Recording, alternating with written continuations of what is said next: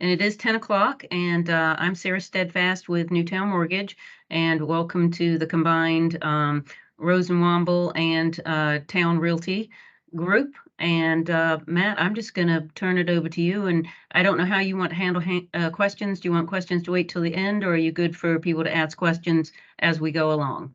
If you have a question, feel free to grab my attention somehow, and I'll answer it as best as possible.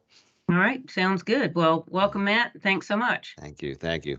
Hello. Good morning, everyone. I really appreciate you guys having me here today. My name is Matthew Reagan. I'm the Tidewater branch manager with Pollard Environmental. I've been doing this for about 10 years with Pollard.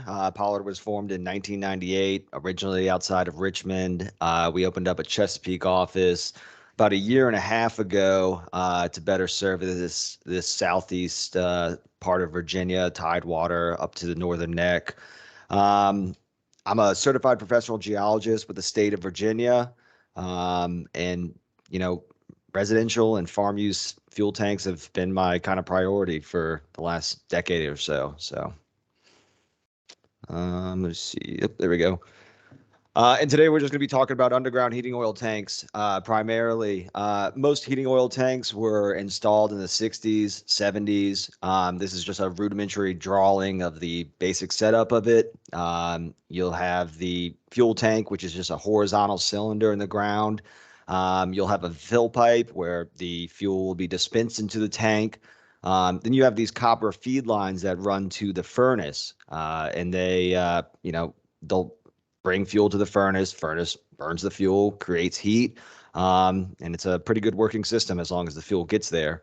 And then you have a secondary pipe, which is a vent pipe, which allows the tank to expand as it heats up, so it doesn't cause any warping or physical issues. Again, most of these tanks were installed in the 60s and 70s. That's when they really were proliferate throughout Virginia and also in climates where they needed a heating system in the colder months of the winter. And they're just bare steel. They're not like today's tanks where they have cathodic protection or fiberglass or double walled. They're single walled bare steel tanks. And you can imagine if you went to go bury your car in the front yard and you left it there for 30 years and you dug up that car, you would expect it to be pretty rusted. And as it corrodes over time, it's going to create holes in the tank and fuel is going to get out and it can impact, human health and the environment. And that's why Pollard's here to try and address these leaking tanks, doing a proper inspection on them to determine if they are or have ever leaked. And then also satisfy the state fire and building code, which we'll get into a little bit later on here, which states that, a tank that has been out of service for more than a year or is leaking needs to be properly abandoned. And there's a difference between abandoning a tank and abating a tank. Sometimes people get confused with it and they say, oh, yeah, we took care of the tank. Don't worry. We vacked out all the liquids and we're not using it anymore, so it's okay. Not exactly. That means it's not in code compliance, where the tank needs to be filled with an inert approved substance such as foam, slurry, grout, or the tank needs to be removed. And that's a proper tank abandonment. And again, they're not constructed to last long. I say, an average lifespan of them is somewhere between 25 and 30 years. If you have a tank older than 30 years and it's in use, I recommend that you have this tank inspected yearly, and you should start thinking about having it replaced because it's only a matter of time because that corrosion is going to generate a hole and you're going to have issues with oil being released. Go into, that's a fill pipe. Just 2 inches in diameter. They're sometimes sticking out of the ground where you can trip over them or have your lawnmower run into them. Sometimes they'll be flush with the ground, just evidence of an underground fuel tank. The vent pipe is also one of the biggest indicators that an underground tank exists on a property. That distinctive mushroom cap on top, it really tells you that there's an underground fuel tank on this property. And a lot of times, for some reason, homeowners or contractors will remove that fill pipe when they stop using the underground heating oil tank, but they'll leave that vent pipe there, which is about 1.25 inches diameter. And when that's still in place, then you know that you have an underground fuel tank that needs to be properly addressed. Um, Going to the next one. Sometimes you see them as remote fills, and when I say remote, the fill pipe in the vent will be placed on the exterior wall so that the fuel delivery guy can fill up the tank, and that pipe leads into either a crawl space or a basement where the tank is stored. Sometimes it'll be an above ground tank in a basement. Sometimes it'll be a buried underground tank in a crawl space. It varies from locality to locality, and how deep the groundwater or high the groundwater table is. They can be hidden a lot of times. That's a fill pipe that was put in there before the tree started to grow over it and overtake it. And it just goes back to like how old these tanks are. You're thinking about a 60s, 70s tank. That's getting tanks that are 40s, 50 years old. A lot of them are, way past their prime, basically, and should be inspected because they're most likely leaking. People love to hide vent pipes. They're not the prettiest thing to look at. So you got to rely on your building inspectors who are going to recognize these telltale signs of an underground heating oil tank to inform your clients that there is a fuel tank on the property that needs to be properly addressed. Feed lines, as I said, they're 3/8 inch diameter copper. Generally, there's two of them.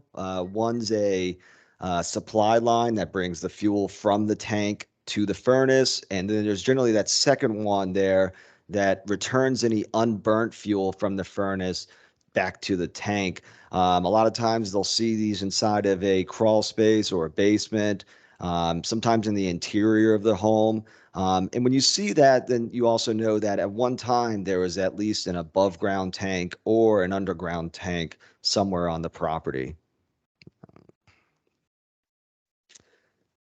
That is that's not the regular size of a home heating oil tank. That's about a 12,000 gallon commercial. So they're generally going to be a lot smaller. This one's about 32 feet long and I think like around 8 foot diameter.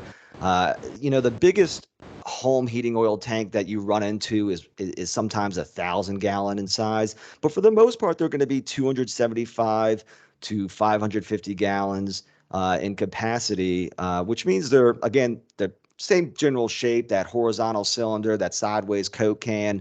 They're either going to be 5 feet or 6 feet long or 3 foot to 4 foot in diameter.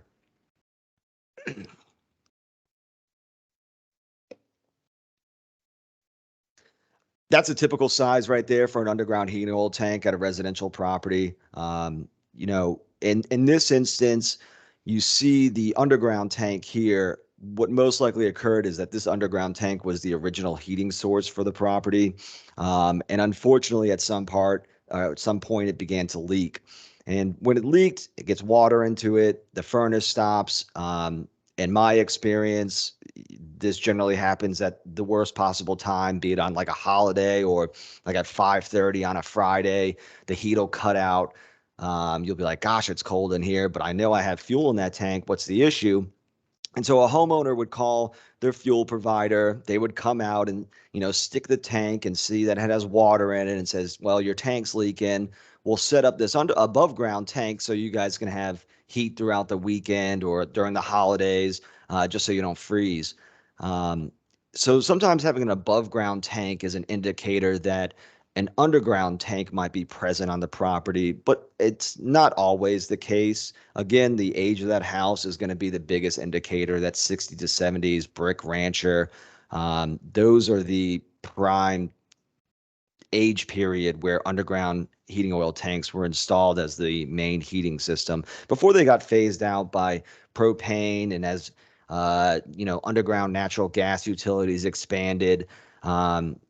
During the 80s and 90s. I still install some underground heating oil tanks, but it's far and few between. So when you see that above ground tank, there may be an underground heating oil tank that'll be the replacement tank basically for it. And sometimes there's multiple underground tanks on the property. A homeowner may decide that They don't want that ugly oblong big steel tank visible, so they'll install a new underground tank. So it does occur where there can be more than one underground tanks on a property. Um, this is just another example of a underground heating oil tank that's been pulled out. You can see the corrosion that has, I mean, it looks like someone took a shotgun to it almost. There's a lot of holes. This thing has been leaking for some time. This one was probably installed in the early 60s just by the condition of it. And you can see just the amount of corrosion that has occurred over time.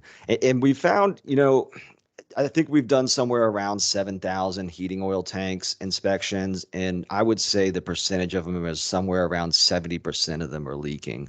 Um, so they're an important thing to have inspected to ensure that your client isn't going to purchase or inherit or step into having a leaking underground tank on their property because there can be complications arise from it.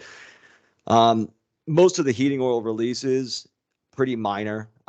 It's classified as a non-hazardous material, and for the most part, like I said, 70% of them are leaking, but there aren't these key receptors that are in the vicinity of the leaking tank that pose a human health or an environment risk.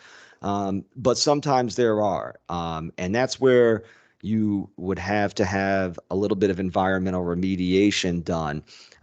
Like most of the time, if a tank is leaking and there's no drinking water wells, bodies of water, basements or crawl spaces that are impacted by the leaking tank, the state views it as a minimal risk, and there's not much to be done of it on the environmental compliance side. At that point, all you would want to do is satisfy that state fire and building code. Um, but here are some of the worst case scenarios when they do impact, key receptors. Um, this little yellow star right there is the former location of an underground heating oil tank. And each of those red dots indicate a drinking water well. This is a site somewhere in Williamsburg about 10 years ago. And this yellow oblong shape is the plume area of where the underground heating oil tank had leaked, hit the groundwater, and as it flows in the groundwater direction, it'll spread out and then it impacted all these drinking water wells. So these 5 drinking water wells had petroleum constituents in them, and you know what most of the like petroleum constituents are like BTEX, MTBE, naphthalene, all these organic chemistry terms that I have kind of forgotten, but they're carcinogenic, and you don't want to be ingesting them. It's important to, have them cleaned up and do the proper environmental remediation steps necessary so that people aren't ingesting it and it's not affecting their human health. I spoke about water in the tank previously. This tank was removed in February 2015 of this year. It was in use up until February. And the entire time this tank was in use, it never had water in it, which sounds crazy because you can look at that hole in that tank and you can almost put your fist inside of it. And you may think, how is it possible that there is no water in this tank with a hole that large? And what generally happens, and that's why having no water in the tank isn't a good indicator whether a tank is leaking or not. Because what had happened here was this church tank was on a continuously refill schedule. So the tank was always full of oil. And when a tank is always full with oil, what'll happen is that there's this hydraulic pressure. This great drawing here on the bottom shows the tank full of oil and the oil level is above the groundwater table elevation. And when that occurs, that hydrostatic pressure keeps the water out, but doesn't stop the oil from escaping. So that church was losing, gallons and gallons of fuel throughout the years that it was been leaking. Now in the above picture, you see that oil, the red oil line drop below the groundwater table. And when that occurs, the water will infiltrate into the tank, it will get into the feed lines, and it will stop the furnace. And like I said, most of the time that happens at the worst possible point, usually when it's like 10 degrees in February. Um, But you can see as long as they kept that oil filled in that tank, water is never going to get into it. And so people might never know that their tank isn't leaking. So again, no water in the tank is not a good indicator of whether a tank is leaking or not. This is an example of another leaking tank. Um, what had happened here was around that, homeowners had a delivery of around 400 gallons on Monday. Come Wednesday, their tank shuts off. They call their fuel company. They say, well, I don't think anyone came and stole 400 gallons of fuel. What happened? Um, and there's a little speculation to this. This tank had been leaking obviously for a long time. It could have been buried in clay, so that clay kind of acts as like a reservoir. It doesn't allow liquids to go through its porous medium as easily as it would like sand or gravel. So it was holding the oil in a little bit, but what we like to think happened is on that Monday when they filled it up, the pressure of them putting 400 gallons of fuel into a tank, shot away all the sludge and bottom and just opened up that hole to a bigger point where it was allowed to have a catastrophic release of oil.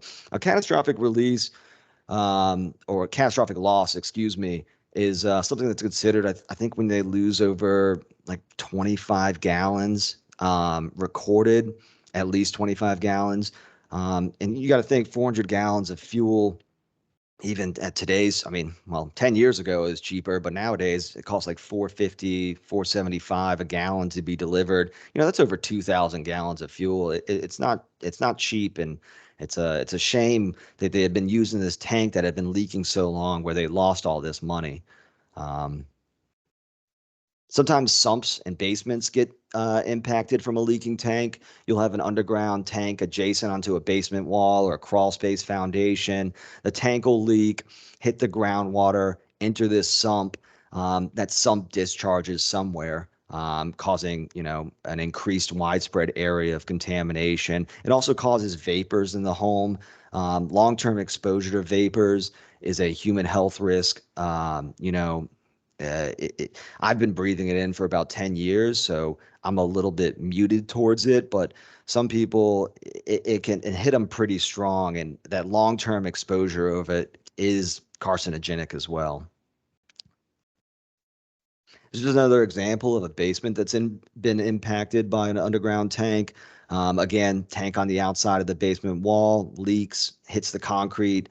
The concrete is porous enough to allow the oil to seep into the basement and cause that staining. That's also going to cause odors. Just another example of a receptor being impacted by these leaking tanks. And sometimes, it's easy to tell if a tank is leaking when there's so much water in the tank that it pushes the oil to the surface and it'll kill all the grass in the above the tank. So all that would have to be removed along with the tank and these saturated soils beneath it. There is a dermal risk, like a skin risk to exposure to heating oil. It's pretty low, but obviously someone's not going to be rolling around into it. But animals, birds, what have you, if they get it onto them, it's just another environmental risk that can happen from these leaking tanks.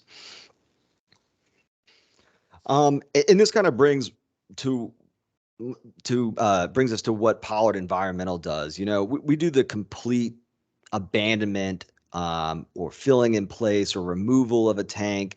And we address two sides of this like compliance coin. One is the state fire and building code, and one is the environmental side. If this tank has leaked or is leaking, Pollard Environmental addresses it, works with the Virginia Department of Environmental Quality, takes whatever necessary steps that they require, any type of reporting, environmental remediation that they deem necessary. Um, and that regulatory process is governed by that, like I said, that Virginia DEQ. A tank will be reported to them. It's assigned a case manager, and that case manager will look at the levels of contamination and look at for those key receptors in the area and determine if this leaking tank poses a risk to either the human health or the environment.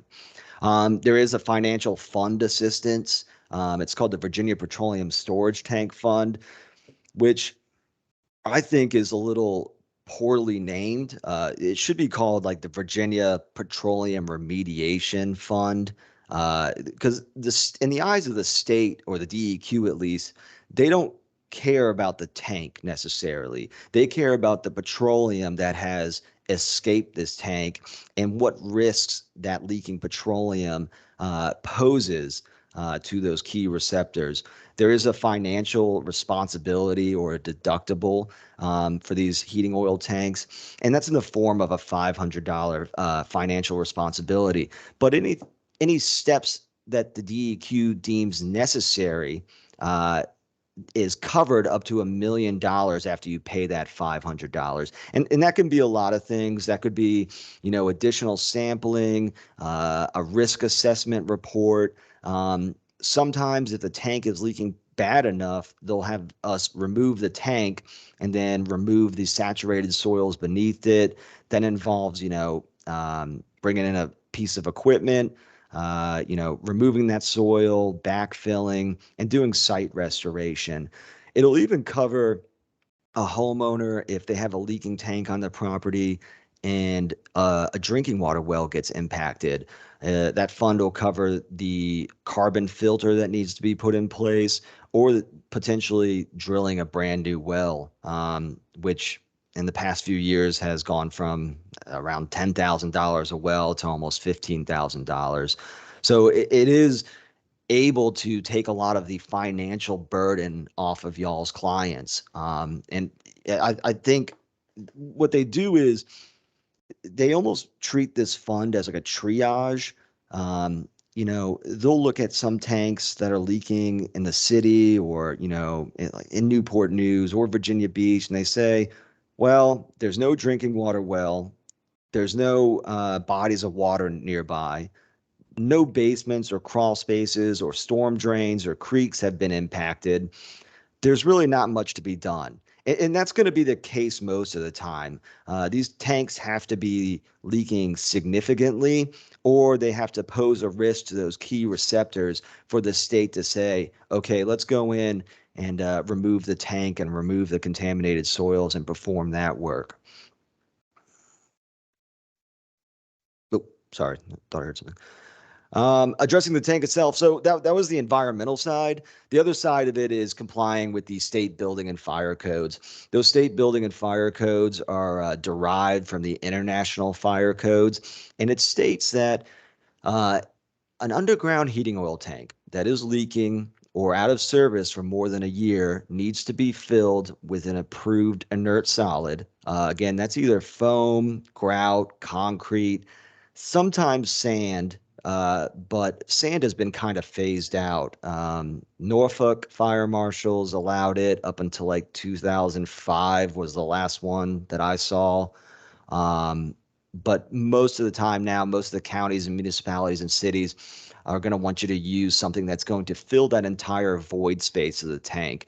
And the reason that's important is because, you know, I haven't seen it much of it yet, but eventually these tanks are going to rust to a point where they have no structural stability on their own, and you're going to have a cave in. And best case scenario, the tank's somewhere out in the yard and you just have a big slump in the yard. Worst case scenario, if there's a foundation in the vicinity, concrete steps, something that's going to affect a residential structure from these tanks caving in. So that's why it's important to use that approved inert substance to fill the entire volume of the tank. Another way to be in compliance with the statewide fire building code is just to remove the tank itself.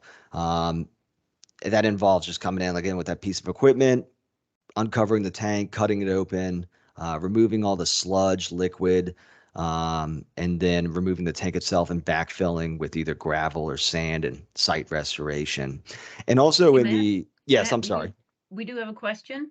Who Okay. is responsible for the payment deductible of an abatement of an abandoned tank and leak cleanup if needed? Current owner or the owner that improperly abandoned the tank previously?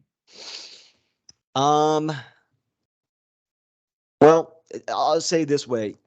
Whoever is the property owner at the time that the tank has been discovered to be leaking is considered the responsible party. So you have a homeowner. For instance, there's a seller. There's a tank there.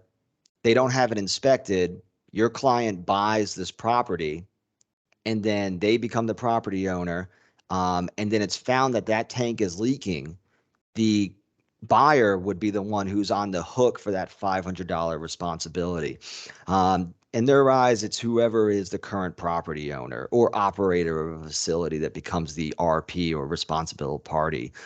There are some instances where if, and this is where it gets kind of tricky because it's always hard to prove, if the seller was aware of a the tank was leaking before they sold the property, then the seller would become the responsible party. But again, that's kind of hard to prove because most of the time you're not going to know if a tank is leaking or not unless it impacts, like a basement or a crawl space or a drinking water well, or you perform a inspection on the tank, and that involves taking a soil boring that Pollard Environmental goes out there, performs soil borings with a hand auger, obtains a soil sample, sends it to an independent lab. Once we get those lab results, if they fall in the parameters of being reportable, then you would report it to the DEQ within 24 hours. State water control law requires any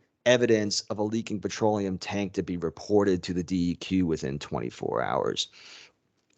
Same thing goes with, on the flip side of the, satisfying the fire and building code. It would, it falls on the property owner basically.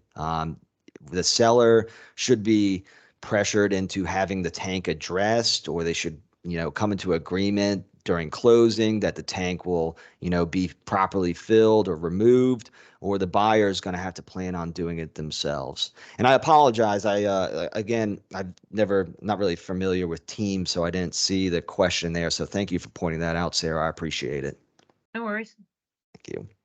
And there is no financial assistance for code compliance. There's a assumption that $500, means you get your tank filled. That's not the case.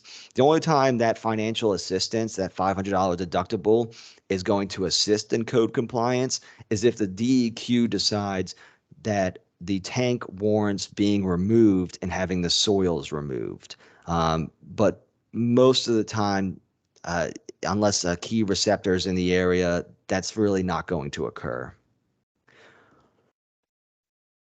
And this is a proper diagram of a UST leakage inspection. You have the diagram of the underground tank, and then along the ends of it, you have the borings go down. And this is just a hand auger. It's not invasive. It doesn't create a big mess, but a hand auger will be advanced to the bottom of the tank, and then a little bit about a foot below it, and samples will be obtained. And one of the samples will be sent off to the lab for independent testing. Pollard Environmental does this for $225. That's a standard 10-day turnaround, meaning that when your client or whomever signs the agreement form, in 10 days, they'll have the release inspection report. And that release inspection report will detail where the tank is, what size it is, what the contents of it are, and whether it's leaking or not. And it'll also give a rough estimate for a cost to cure. That cost to cure will state that, the tank is leaking. It needs to be reported to the DEQ. There's going to be that $500 deductible encountered if the state decides that there's any type of risk assessment or environmental remediation necessary. And then there's also the estimated cost for satisfying the state fire and building code. Now, it is a statewide fire and building code, but each municipality and city is the one who is ordained to enforce that. And there's different regulations wherever you go. For example, Richmond, Virginia, Fairfax, they only allow removals. They don't allow you to fill the tank in place. York County doesn't issue a permit for removals of a tank, but it issues permits for filling a tank. Chesapeake doesn't care If a tank is under 600 gallons, they don't issue a permit at all for it. So it all depends on where the tank is located. And Pollard Environmental always goes through the process of, contacting the proper authorities, whether it be the fire marshal or building inspector, filing the permit on behalf of y'all's client, and obtaining that proper documentation to satisfy, the buyer or the seller or any future purchase transfer. They can hand over the release inspection report, the permit, the closure letter. It goes a long way into satisfying people's fears or assuages them of having an underground heating oil tank on the property, knowing that it's been, one, properly inspected, and two, properly abandoned according to statewide fire and building code. Yeah, sorry. Okay, we have another question. What is the difference between abandoned and abate? So abatement gets confused with abandonment. Abatement is where you want to stop the source of the leak. That means that the tank would just be vacuumed out so that no further petroleum can escape from the underground heating oil tank. Abandoning it, properly abandoning it, means following that statewide fire and building code, filling it with an inert substance, or removing the tank. When we fill it, what we'll do is, after the liquid's removed, it's been filled with an approved inert substance. The building official or the fire marshal signs off on it. The piping will be either cut below grade and sealed, or and that's what will occur. And then also at the same time, the copper feed lines will be disconnected from the furnace. That's the difference. Yes. Oh, I'm sorry, you're muted. We do have another question. Yes. Karen, go ahead, unmute yourself and please ask your question. Thank you. So if we have a seller who doesn't know whether or not there's a storage tank, it sounds like you advise them to go ahead and have some kind of inspection done. Like, for instance, they've purchased a house where the fuel furnace has been abandoned and replaced with an electric furnace. So that would be, if there's evidence of if there's evidence of an underground heating oil tank or a fuel tank being on that property at one time, like you said, in the basement, they said, oh, we removed the old fuel furnace or boiler. That indicates that there might possibly be a tank on the property. That's where you would want to contract us. We can come out and attempt to find the tank. And generally, we're pretty successful with it. But it's also not guaranteed that we'll find the tank. That's the same thing with, just because you buy a house in the 60s or 70s, if there's no evidence, such as a fill pipe, a vent pipe, feed lines, or that fuel furnace, it's not typically encouraged to do a wide scale tank search, because when you get to that point, if I don't have a starting area or any type of evidence, it may be difficult to locate the tank. And locating that tank when there is zero evidence of it can be done, but it can get expensive. You'd have to bring in, ground penetrating radar, and depending on how big the area is, they charge by the square foot. There's a minimum to it. It can get up there. So I would only, for due diligence purposes, I would only recommend to a client to have an underground heating oil tank inspection done is if there's evidence or knowledge of an underground tank ever existing on that property. If there isn't evidence of it, it's unlikely that I could find it. Although I have the ability to find, someone says like, okay, I knew there was a tank around here somewhere, but we removed the vent pipe and the fill pipe long ago. If I have a starting area, then I have a good chance of finding it. But if there's no evidence or knowledge of one ever existing, then I would not recommend a client performing an underground heating oil tank inspection, only because the chance or likelihood of me finding one, or if there's ever one existing on that, is pretty low. But if I have a starting off area, like, okay, there is a furnace on this side of the house, I say, great. then I can probe and do all my tank searching in a localized area, which is going to increase my chances of finding the tank. Or like you That, said, if there were a leak, if it were leaking and all that oil had risen back up to the top and the grass wouldn't grow around there, that could be a pretty good indication that perhaps there was one there. that's exactly right. And you know what? Unfortunately, that happens. You guys, I'm sure, you know, sellers and what have you, they love to kick the can down the road. In this case, it's a literal can that once contained oil. So a lot of times, a homeowner will buy a house. A significant amount of years will go by, and after a heavy rain period, they'll come out in their backyard and they'll be like, it smells like oil out here. And why is all my grass dead? And there'll be a big area where the of dead grass and contaminated soil. And so they'll call us and we'll go out there and confirm, yes, there was an underground tank here that the previous seller, or maybe even the previous seller, had just removed the fill pipes and not disclosed anything and left that underground heating oil tank there, not properly abandoned or even vacked out.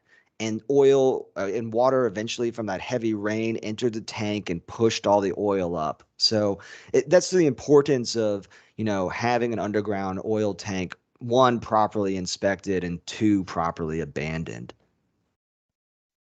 Let's see. Thank you. I was thinking about how to protect the buyer if we're looking at a home that's, say, 100 years old and it has an abandoned oil furnace, Mhm. then it's possible that there's an underground storage tank. So would your recommendation be for us to include that inspection, and that you would just use that, the location of the underground, or the location of the oil furnace, to try to find the storage tank and see if it was properly abandoned?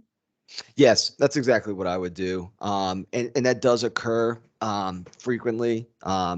If you give me a starting point, the higher chance I'm going to find this tank. A furnace uh, or a boiler either indicates that there was an underground heating oil tank there at one time or an above ground tank. And that release inspection report is pretty detailed when I don't find tanks. I say at the northwest quadrant of the house, in the basement or the crawl space, is a boiler or a furnace. From there, I went 10 feet out in all directions from the foundation of that corner, probing to a depth of 4 feet and like a 2 by 2 grid over, 100 square feet or something like that. And I was unable to find it. Or I did find it. If I'm unable to find it, I would say at this time there's no evidence that indicates that an underground heating oil tank has ever existed at this property, and it's more speculating that it was a furnace used from an above ground tank. Or on the flip side, I actually do find it, and I say, yeah, you have a 550-gallon tank, 3 feet off the corner and 8 feet off the house, from the northwest corner. It's 6 feet long, 4 feet wide. It's leaking and it's still got oil in it. And that would protect your buyer, because then they would be able to factor in, what exactly the costs of it's going to be to properly address the tank. There's going to be that $500 deductible. And then there's going to be a roughly, for my fill in price, my fill in place price is around $2,000. To remove a tank, it's $3,000. That's my standard pricing. So it's $225 inspection, $2,000 to fill, and $3,000 to remove. And what happens a lot too is, you know, a lot of times, because we can guarantee the pricing and because the fund will cover the cost for any environmental remediation after you pay that $500 deductible, and we can also guarantee that it's going to be done by code standards. In my experience, the buyer and seller parties will close on a transaction before the work is actually completed. That occurs a lot. I, that's not obviously my decision to make. That's something that you and your client will have to come to terms with. But it is frequently seen where I can at least give my client the exact cost it's going to take to rectify this leaking tank or this unabandoned tank, whether they're going to have to pay a $500 deductible to satisfy the state requirements, or whether they're going to have to pay $2,000 to fill it in place to satisfy the fire and building code. And once you satisfy both sides of that coin, then you're in complete compliance. And look, I'll double back here really quickly. I apologize. If I inspect a tank and it's in use and it's not leaking, then it's in compliance with both sides. It's not leaking, it's in use. There doesn't need to be anything done about it. I would only recommend that, based on the age of the tank, if they want to continuously, if the new buyer wants to continue to use that heating system, that they have it inspected about every year or so, if it's over the age of 30 years in use. That answer your question? I apologize. Sometimes I ramble a little bit. No, that was very helpful. Thank you. Let's see. This is a photo example of uncovering a tank, cutting it open, and power washing, removing all the liquids and sludge, which is part of the code requirements. Any type of liquid, sludge, or fluid inside the tank needs to be vacuumed out, disposed of at a permitted facility. This is the removal tank up in the air. Again, that horizontal cylinder. That's my old machine, rest in peace. But I bought a new version of that. It's rubber tracked. I put plywood down wherever I go. Basically, at the end of the process, the hole will be backfilled, compacted solidly. And it should only be like a 6x8 square of seed and straw. Now, obviously, a removal of a tank is going to cause a little bit more disturbance than just filling it. Foaming, for example, they use this epoxy expanding foam that fills the entire volume of the tank, and a lot of counties are on board with it now than they were 3 or 4 or 5, 6 years ago. That is pretty much the cleanest way to properly abandon a tank. The liquids will be vacked out from the fill pipe, and then that foam is injected, filling the tank, and then the fill pipe and vent pipe and the feed lines will be disconnected from it. That's the least invasive way to go about it and the cleanest. But if they do decide to have it removed, Pollard has been doing this. I mean, it said I've removed hundreds and hundreds of tanks, thousands almost probably. All that should be left at the end of the day is a little square patch of seed and straw. This is just an example of a before picture. In this case, the tanks were underneath these brick pavers or whatever. The previous owners had decided that they just wanted to fill them, which is fine. That satisfies state building fire code. But a new owner inherited the property, and their idea was that they wanted to build an addition somewhere in that area in the future, so they wanted to have the tanks removed. This is us removing the filled tanks. These were filled with a slurry grout. That's kind of what it looks like when it hardens. And you can imagine, instead of sand, when you use the proper flowable fill or slurry or grout, it's going to harden and solidify into a structurally sound material. But this is us removing it from the tank. And this is the final product right here. So I try and, leave every property I go into the way I found it, except, having the tank properly addressed at some point. Again, Pollard Environmental has been doing this since 1998. The best thing about this is, you know, I know you guys are real estate professionals in your first, well, not first, but the biggest two questions you guys probably get is how much is this going to cost? And what is the time frame that this is going to occur in? And Pollard Environmental likes to give these costs and do everything. It's almost turnkey, whether it's filing for a permit, coordinating with the Virginia Department of Environmental Quality, doing any necessary reporting deemed necessary by the DEQ. We handle all the paperwork, all the reports, all the permitting process, so that your client doesn't have to be involved with it, and it really is turnkey. I would say the time frame would be, somewhere around 2 to 3 weeks. Now, that time can be extended if a petroleum release is significant or if there's a lot of receptors, but generally this can be taken care of pretty quickly.